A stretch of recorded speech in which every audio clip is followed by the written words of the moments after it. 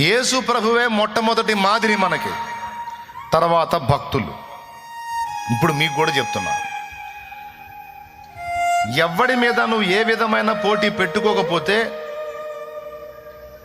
కథం, విశ్రాంతి వచ్చినట్టే నీకు.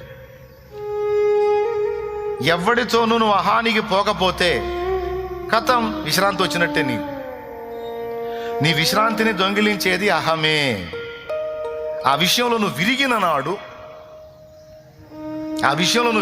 నాడు దేవునికి ఇష్టడవు అవుతావు, మనుషులకు అందని వాడి అవుతావు. ఎట్లాగో చెప్తా. ఒకసారి ఒకడు నా దగ్గరికి వచ్చాడు, ఫలానోడు నిన్ను పడేయాలని చూస్తున్నాడు అన్నా అన్నాడు. ఫలానోడు నిన్ను పడేయాలని చూస్తున్నాడన్నా అన్నాడు. నేను నవ్వుతా ఒక మాట అన్నా, నిలబడ్డోడిని పడేస్తారు కానీ